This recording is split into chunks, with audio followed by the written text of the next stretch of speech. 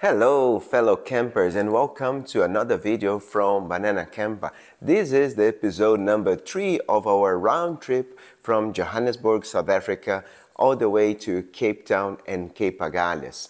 In this episode, I'm gonna talk about the Karoo National Park, which is located in the city of Beufort West in the province of the Western Cape. With no further ado, let's get into that.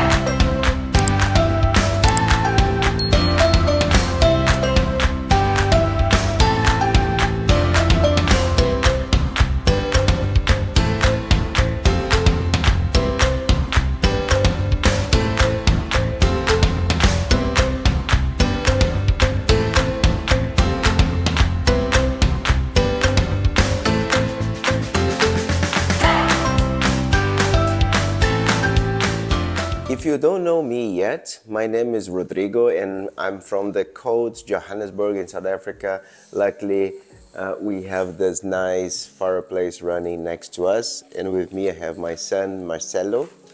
Say hi. Hi. From Gariep Dam is about 380 kilometers, mostly on N1 all the way down to Beufort West. We had lots of stop and goes along the way, so that delayed a bit our trip. And because of the road works, there was, I believe, a fresh tar on the road that is spilled all over on our car and caravan, which was a bit unpleasant and was a hard work to get rid of that. But anyway, there was nothing that we could do about it. And what a coincidence. Can you believe that this Karoo National Park was inaugurated on my birth date? Yes, on 12 September 1979.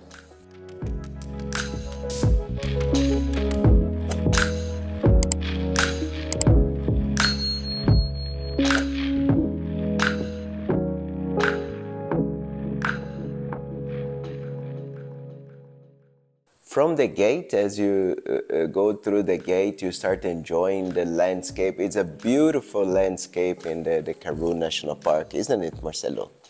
Did you like it? Many mountains, huh? And also hiking trails. Well, as you drive in, the first stop would be the reception, where you check in, get your maps or permit, etc., and then you go to the campsite. They also have chalets if you don't like the luxury of camping. However, I do recommend you to camp there because it's really nice, very beautiful campsites.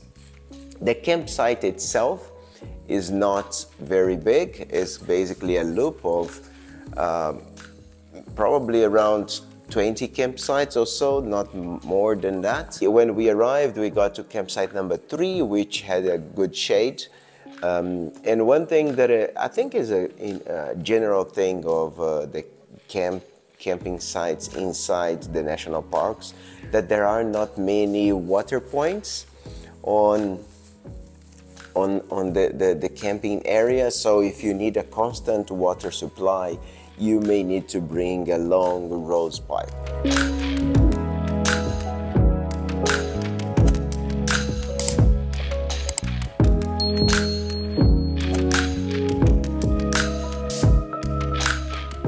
Okay, so there are 2 maps that I want to show you. So here is shows the overall park. And as I said, coming from Gariep Dam side, you're gonna go through Beufort West until you get to the gate right here. So on the gate you have obviously to show your booking, etc. And then you just drive in, and then this area here is where the accommodations are located, and it's all fenced. So one big differentiator of this park is this big fenced area, which allows kids to run their bicycles around, people to go in a hike and jog in this area with no fear of animals, okay? Because there is no dangerous animals, there are no lion in that fenced area, which is huge. We did 2 loops, game drive loops, one in this area right here. Technically there was a lion, but we didn't see, unfortunately. On this main campsite area, there is a more details map that I'm gonna just bring it now here. So this is the rest camp detailed map. And coming from the gate that will be this way, you're gonna get to an automated gate right here, and on this gate it automatically opens to you. So one thing that I want to note here, there is this bird hide right here, right by the gate, which was really nice. We parked the car and walked to the bird hide and could stay there quiet, observing all the birds. There is a little dam or a little pond, let's say, in front of that view.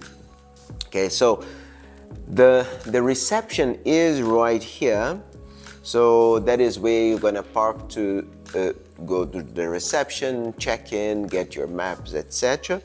And then you just carry on this road all the way to the campsite, which is in this section here. And this is the loop that I was talking about, where the camping sites are located. The big fenced area that I mentioned is all this dark black line here. So all of this area is fenced, so it's very good for kids to ride your bike inside that area, or if you want to go on a hike or you know, in a run, etc. Apart from the camping site, there are also some chalets located in all of these sections here and here. And there is a swimming pool right here, which is quite a distance from the campsite, okay? So if you stay on the campsite, just bear that in mind, that it's gonna be a long walk. From the campsite, okay, from here, there is a very easy hiking trail that you can do with your children, your family. It's called the Rest Camp Trail. It's fairly short and very well marked, so you can easily do that. And further up, there is this 400-meter fossil trail that is essentially a walkway with many fossils on display, and some of them are 35 million years older than the first dinosaur. So really interesting things to see, and the kids really enjoyed seeing those things, and many rock formations there as well. We went out of this gate here. So out of the gate, we joined this purple loop here that is called the Potikerchi, sorry for my Afrikaans guys, Potikerchi loop, which was quite nice. We really enjoyed the landscape, very beautiful over there. And we stopped at this, there is a viewpoint around about here, Klipspringer's Post. It was, despite the wind, we appreciate the landscape. You feel on top of the world. There is really beautiful and high. On this road, some sections are quite narrow, so if you have a incoming vehicle, you know, on the other way, can be a bit tricky to both cars get through. So luckily we didn't have any problem like that. On this loop, we didn't see many animals. Most of them were like kudu, zebras, antelopes in general. but yet we enjoy the road.